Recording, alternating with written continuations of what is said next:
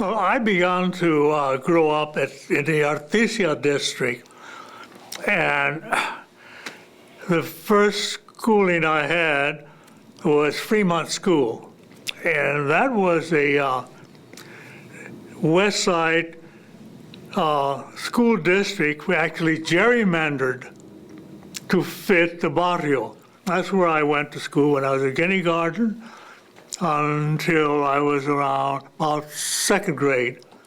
It seemed like that was 1930 by then, early 1930s. Depression was in, jobs were scarce, so my grandfather, who lived with us, we shared a large home, duplex, decided he should go back to farming.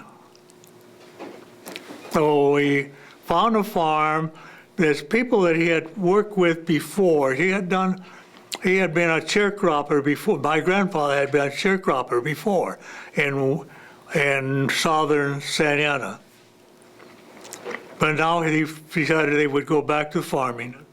And I don't know precisely the same time. It may have been a similar time that Fred, because we were about the same age, that Fred had to go to the for the draft. Right.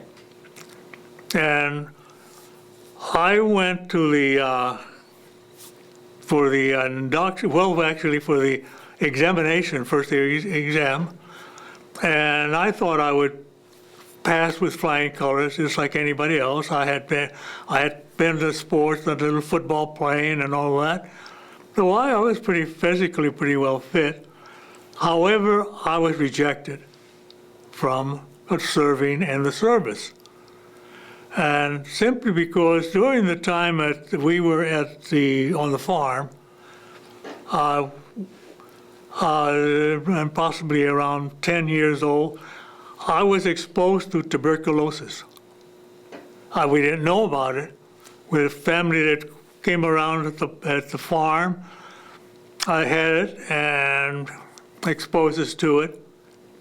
And we didn't know what tuberculosis was. However, that I had a case perhaps of tuberculosis, and I left a scar on my left lung that I didn't know about until I went to the draft. So I worked at the shipyards in across from Berkeley. It was the Kaiser Steel Mill, and because I had done a job with Great Western Cordage in Orange, that they belonged to the Teamsters, and I was a cart-carrying Teamster member. So when I went to Richmond, that was at Richmond where the Kaiser Steel Mill had the shipyard building. They had like 6 or 7 ways where they had building these Liberty ships. And I went to work hauling steel into the shipyards. I was working graveyard, and they were trying to put out a ship every 2 weeks. And all they did, we would haul in the prefab. It was all prefabbed, so we would haul in the parts that would be welded together. And I did that for a couple of years. And I came back to Orange County, however. Came back to visit my family on the Christmas holidays, and I didn't go back. So, and here in Orange County, I went to work supplying like the orange growers and whatever with the product they needed. I had just about voting age, about 21 years old, and there was a group in Santana known as the Mexican American Voters League of Orange County. And I heard about them, and since I was going to be voting from then on, I had already registered for my first year of voting when I was 21 years old. I attended some of the meetings held by the Orange County Voters League. And at the time, the Mendes case was on, 1945. So it turned out also that some of the people, like for example, Palomino and some of the other fellows had belonged to some Voters League activity. And we became part of the group, part of the working group in the Mendes case. We used to then refer to it as the Orange County school case. Then the group became the nucleus of the Voters League became LULAC. And we met at the mortuary house, the Viega and Brown. We would meet at one time, once a week, once a month, and sometimes twice a month, because then we had the organizational part of the club being formed. So we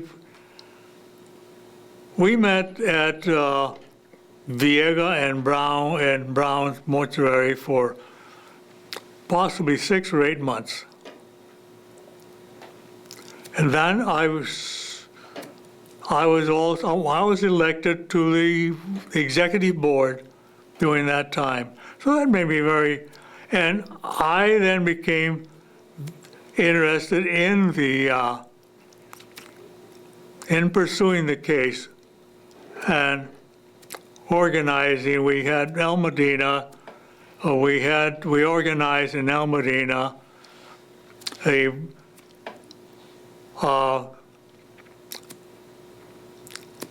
El Medina Community League, and that we organized it on the winter of 1946-47. We had a person who was the president of the El Medina School Board, Henry Campbell, who was very outspoken. Yet Campbell would give our people a very bad time, where they wouldn't ask him any problems. He said, well, this is my district. I run the district. So in 1947, there was an election coming up for school board trustees. So we decided that we would campaign and contest that election by putting a member up against Henry Campbell, which we had only about approximately 25 eligible voters at the time in El Medina. So we needed to do registration. We knew we had a lot of people that were not registered in the district that were Latinos, Hispanic. So we needed to get somebody deputized as a registrar of voters. The members of the El Medina Community League went to approach Lillian Angle that we needed 3 registrar deputized registrar of voters in El Modena for the coming election. And Lillian Engel told us that we can only give you one Mexican registrar of voters in El Modena. We wanted 3, but we could only get to 1. Well, we took it. We took the 1. You take whatever you can whenever you're up against a problem. And we went back home. We wondered how in the world we were going to cover all of El Modena, because the election was going to be held in May 16th of 47, and we've already here, it was like the first of the year, and we only had, 2-3 months to do it in, to get, because to be able to be, to vote, a voter had to be registered 1 month before the election, because we didn't have computers back then. Everything was done, the paperwork, so it took them, they needed a month ahead to be able to process the paper that came through. Anyhow, we had a problem till kind of wondering what we would do. We came out with somebody at the information that we could Pony Express the one registrar. And it was Peter Hernandez was the first one. And he had to go full blast every day, get out there every day till he got fed up or got tired of doing it, go out every day and every evening, because people that worked could only be registered during the evening, and that was El Modena. Most people who had were working during the daytime, so everything had to be done during the evening. Well, he did as much as he could, and he turned in his book to the county seat, and we had somebody else go in and take his place. So we had 4 people deputized that spring to get El Modena covered. I was number 4. I was the president of the El Modena Community League. So that meant that I belonged to just about any committee that was on, because we did this by committee. This was on our political committee, and we had 4 different people. I was the number 4 to get deputized and sort of pick up the loose ends. And on the 16th of May, we ousted Henry Campbell from the board from the school board, El Modena Grammar School Board. Back then in LULAC, we had a logo, and we used the big banner back in we used the big banner back in 1948. We had a float in the Santa Ana Christmas Parade with that banner on it. Progress through education. And we would tell them, we would emphasize that, and I would emphasize it even now. It's progress through education.